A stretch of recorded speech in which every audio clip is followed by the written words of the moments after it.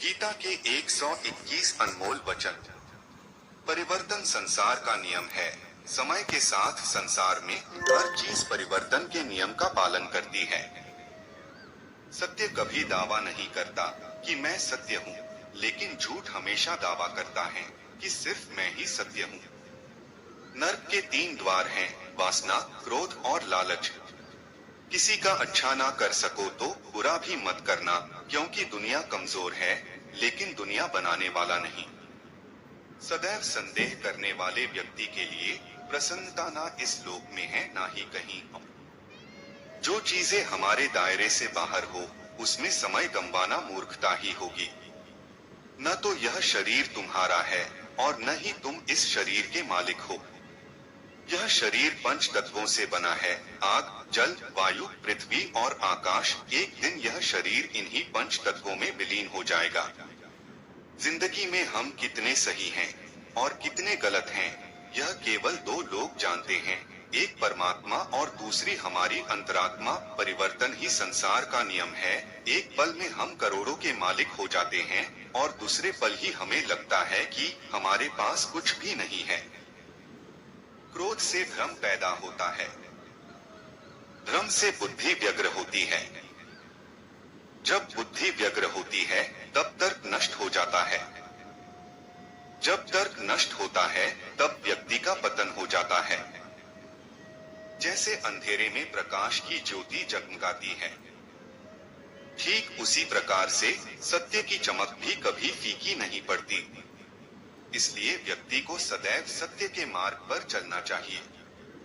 मनुष्य जिस रूप में ईश्वर को याद करता है, ईश्वर भी उसे उसी रूप में दर्शन देते हैं। अपने आप को भगवान के प्रति समर्पित कर दो, यही सबसे बड़ा सहारा है। जो कोई भी इस सहारे को पहचान गया है, वह डर, चिंता और दुखों से आजाद रहता है। इंद्रियों की दुनिया में कल्पना सुखों की प्रथम शुरुआत है और अंत भी जो दुख को जन्म देता है। मन की गतिविधियों, होश, श्वास और भावनाओं के माध्यम से भगवान की शक्ति सदा तुम्हारे साथ है और लगातार तुम्हें बस एक साधन की तरह प्रयोग करके सभी कार्य कर रही है। बुरे कर्म करने वाले सबसे नीच व्यक्ति जो राक्षसी प्रवृत्तियों से जुड़े हुए हैं और जिनकी बुद्धि माया ने घेर ली है, वो मेरी पूजा या मुझे पाने का प्रयास नहीं करते। बुद्धिमान को अपनी चेतना को एकजुट करना चाहिए और फल के लिए इच्छा छोड़ देनी चाहिए। सज्जन व्यक्तियों को सदैव अच्छा व्यवहार करना चाहिए, क्योंकि इन्हीं के पद चिन्हों पर सामान्य व्यक्ति अपने रास्ते चुनता है। निर्माण केवल पहले से मौजूद चीजों का प्रक्षेपण है। अपने अनिवार्य कार्य करो, क्योंकि वास्तव में कार्य करना निष्क्रियता से बेहतर है। इस संपूर्ण संसार में कोई भी व्यक्ति महान नहीं जन्मा होता है, बल्कि उसके कर्म उसे महान बनाते हैं। गीता में कहा गया है, कोई भी अपने कर्म से भाग नहीं सकता, कर्म का फल तो भुगतना ही पड़ता है। अपने कर्म का पालन करो, क्योंकि वास्तव में कर्म अकर्म से बेहतर है। सही कर्म वह नहीं है जिसके परिणाम हमेशा सही हो, अपितु सही कर्म वह है जिसका उद्देश्य कभी गलत ना हो। इंसान हमेशा अपने भाग्य को कोसता है, यह जानते हुए भी कि भाग्य से भी ऊंचा उसका कर्म है जिसके स्वयं के हाथों में है। बिना फल की कामना से किया गया कार्य ही सच्चा कर्म है। ईश्वर चरण में हो समर्पण वही केवल धर्म है। ज्ञानी व्यक्ति ज्ञान और कर्म को एक रूप में देखता है। ज्ञानी व्यक्ति को कर्म के प्रतिफल की अपेक्षा कर रहे अज्ञानी व्यक्ति के दिमाग को अस्थिर नहीं करना चाहिए। अप्राकृतिक कर्म बहुत तनाव पैदा करता है। किसी और का काम पूर्णता से करने से कहीं अच्छा है कि अपना काम करें, भले ही उसे अपूर्णता से करना पड़े। अच्छे कर्म करने के बावजूद भी लोग केवल आपकी बुराइयां ही याद रखेंगे, इसलिए लोग क्या कहते हैं इस पर ध्यान मत दो, तुम अपना कर्म करते रहो। कर्म उसे नहीं बांधता जिसने काम का त्याग कर दिया है। जन्म लेने वाले के लिए मृत्यु उतनी ही निश्चित है जितना कि मृत होने वाले के लिए जन्म लेना। इसलिए जो अपरिहार्य है उस पर शोक मत करो। आत्मा किसी काल में भी न जन्मता है और न मरता है, और न यह एक बार होकर फिर अभाव रूप होने वाला है। आत्मा अजन्मा, नित्य, शाश्वत और पुरातन है। शरीर के नाश होने पर भी इसका नाश नहीं होता। जैसे मनुष्य जीर्ण वस्त्रों को त्याग कर दूसरे नए वस्त्रों को धारण करता है, वैसे ही देही जीवात्मा पुराने शरीरों को त्याग कर दूसरे नए शरीरों को प्राप्त होता है। जो आत्मा को मारने वाला समझता है और जो इसको मरा समझता है, वे दोनों ही नहीं जानते हैं, क्योंकि यह आत्मा न मरता है और न मारा जाता है। वह जो मृत्यु के समय मुझे स्मरण करते हुए अपना शरीर त्यागता है, वह मेरे धाम को प्राप्त होता है। इसमें कोई संशय नहीं है। लोग आपके अपमान के बारे में हमेशा बात करेंगे। सम्मानित व्यक्ति के लिए अपमान मृत्यु से भी बदतर है। वह जो इस ज्ञान में विश्वास नहीं रखते, मुझे प्राप्त किए बिना जन्म और मृत्यु के चक्र का अनुगम करते हैं। मैं ऊष्मा देता हूँ, मैं वर्षा करता हूँ और रोकता भी हूँ, मैं अमर्त्य भी हूँ और मृत्यु भी। व्यक्ति जो चाहे बन सकता है, यदि वह विश्वास के साथ इच्छित वस्तु पर लगातार चिंतन करे। जब वे अपने कार्य में आनंद खोज लेते हैं, तब वे पूर्णता प्राप्त करते हैं। याद रखना, अगर बुरे लोग सिर्फ समझाने से समझ जाते तो बांसुरी बजाने वाला भी कभी महाभारत होने नहीं देता। जो बीत गया उस पर दुख क्यों करना, जो है उस पर अहंकार क्यों करना, और जो आने वाला है उसका मोह क्यों करना। हमारी व्यर्थ की चिंता और मन का भय एक ऐसा रोग होता है जिससे हमारी आत्मीय शक्ति बिखर जाती है। हर व्यक्ति का विश्वास उसकी प्रकृति के अनुसार होता है। जो इंसान किसी की कमी को पूरी करता है, वो सही अर्थों में महान होता है। जो हुआ वह अच्छे के लिए हुआ है, जो हो रहा है वह भी अच्छे के लिए ही हो रहा है, और जो होगा वह भी अच्छे के लिए ही होगा। हे पार्थ, मैंने और तुमने अपने कर्तव्यों को निभाने के लिए धरती पर कई अवतार लिए हैं, लेकिन मुझे याद है और तुम्हें नहीं। मेरे लिए ना कोई घृणित है ना प्रिय, किंतु जो व्यक्ति भक्ति के साथ मेरी पूजा करते हैं, वो मेरे साथ हैं और मैं भी उनके साथ हूँ। मनुष्य अपने हृदय से जो दान कर सकता है, वो अपने हाथों से नहीं कर सकता, और मौन रहकर जो कुछ वो कह सकता है, वो शब्दों से नहीं कह सकता। प्रत्येक बुद्धिमान व्यक्ति को क्रोध और लोभ त्याग देना चाहिए, क्योंकि इससे आत्मा का पतन होता है। मैं उन्हें ज्ञान देता हूँ जो सदा मुझसे जुड़े रहते हैं और जो मुझसे प्रेम करते हैं। मैं सभी प्राणियों को समान रूप से देखता हूँ, ना कोई मुझे कम प्रिय है ना अधिक। लेकिन जो मेरी प्रेम पूर्वक आराधना करते हैं, वो मेरे भीतर रहते हैं और मैं उनके जीवन में आता हूँ। सब धर्मों का परित्याग करके तुम एक मेरी ही शरण में आओ, मैं तुम्हें समस्त पापों से मुक्त कर दूंगा, तुम शोक मत करो। प्रबुद्ध व्यक्ति सिवाय ईश्वर के किसी और पर निर्भर नहीं करता। मेरी कृपा से कोई सभी कर्तव्यों का निर्वाह करते हुए भी बस मेरी शरण में आकर अनंत अविनाशी निवास को प्राप्त करता है। मेरी कृपा से कोई सभी कर्तव्यों का निर्वाह करते हुए भी बस मेरी शरण में आकर अनंत अविनाशी निवास को प्राप्त करता है। हे अर्जुन, केवल भाग्यशाली योद्धा ही ऐसा युद्ध लड़ने का अवसर पाते हैं जो स्वर्ग के द्वार के समान है। भगवान प्रत्येक वस्तु में है और सबके ऊपर भी। मुक्ति का मुख्य द्वार केवल भगवत भक्ति ही है, जिसे सभी को स्वीकार करना चाहिए। ईश्वर ने हमें जो कुछ भी दिया है, वही हमारे लिए पर्याप्त है, और यही एक अटल सत्य भी है। संयम, सदाचार, स्नेह एवं सेवा ये गुण सत्संग के बिना नहीं आते। बुद्धिमान व्यक्ति का मुख सुख में आनंद नहीं लेता। वह व्यक्ति जो सभी इच्छाएं त्याग देता है और मैं और मेरा की लालसा और भावनाओं से मुक्त हो जाता है, उसे अपार शांति की प्राप्ति होती है। जो व्यक्ति आध्यात्मिक जागरूकता के शिखर तक पहुंच चुके हैं, उनका मार्ग है निःस्वार्थ कर्म। जो भगवान के साथ संयोजित हो चुके हैं, उनका मार्ग है स्थिरता और शांति। जो मन को नियंत्रित नहीं करते, उनके लिए वह शत्रु के समान कार्य करता है। मन अवश्य ही चंचल होता है, लेकिन उसे अभ्यास और वैराग्य के माध्यम से वश में लाया जा सकता है। जो लोग परमात्मा को पाना चाहते हैं, वह ब्रह्मचर्य का पालन करते हैं। जो कार्य में निष्क्रियता और निष्क्रियता में कार्य देखता है, वह एक बुद्धिमान व्यक्ति है। मैं धरती की मधुर सुगंध हूँ। मैं अग्नि की ऊष्मा हूँ। सभी जीवित प्राणियों का जीवन और सन्यासियों का आत्मसंयम हूँ। तुम उसके लिए शोक करते हो जो शोक करने के योग्य नहीं है, और फिर भी ज्ञान की बातें करते हो।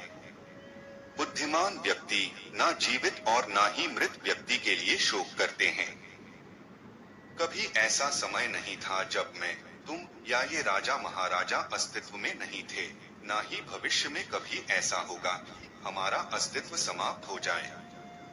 हे अर्जुन, हम दोनों ने कई जन्म लिए हैं। मुझे याद है, लेकिन तुम्हें नहीं। हे अर्जुन, वह जो वास्तविकता में मेरे उत्कृष्ट जन्म और गतिविधियों को समझता है, वह शरीर त्यागने के बाद पुनः जन्म नहीं लेता और मेरे धाम को प्राप्त होता है। अपने परम भक्तों, जो हमेशा मेरा स्मरण या एक चित्त मन से मेरा पूजन करते हैं, मैं व्यक्तिगत रूप से उनके कल्याण का उत्तरदायित्व लेता हूँ।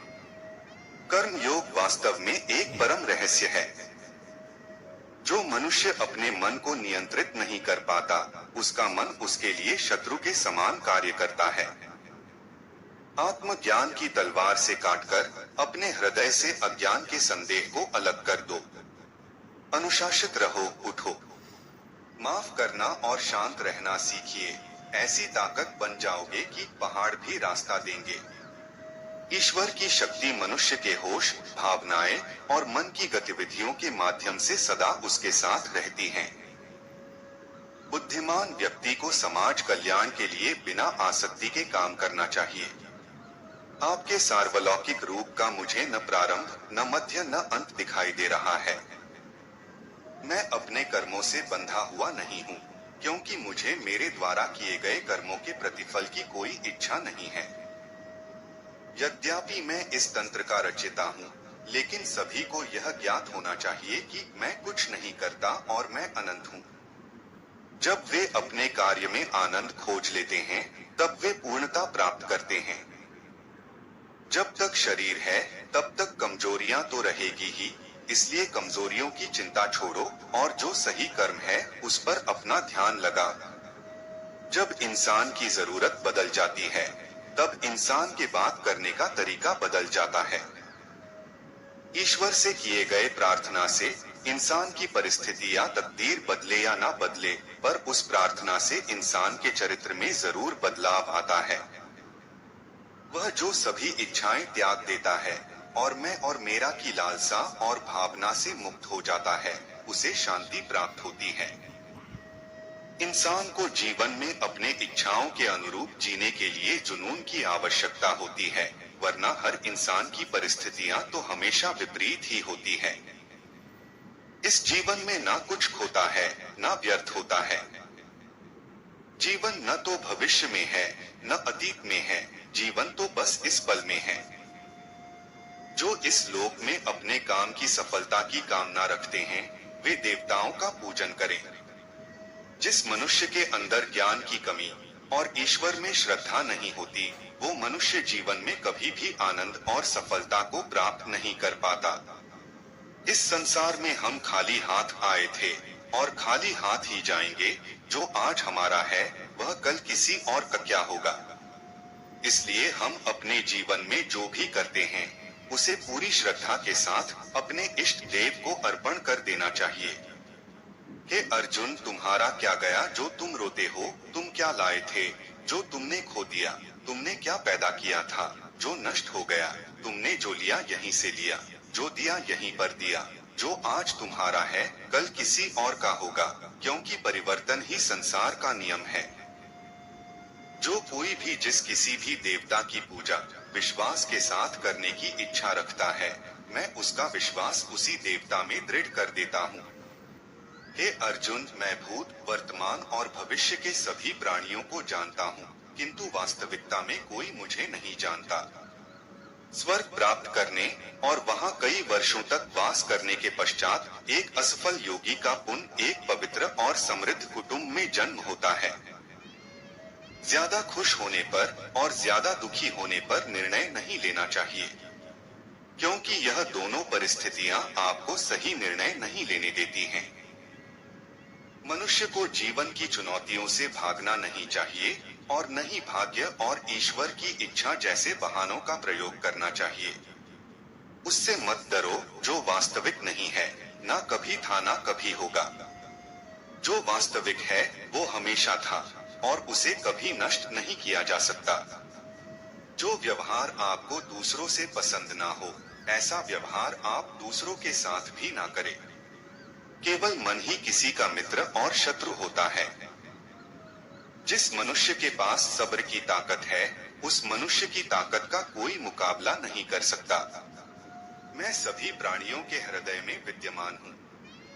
मेरा, तेरा, छोटा बड़ा, अपना पराया मन से मिटा दो, फिर सब तुम्हारा है और तुम सबके हो।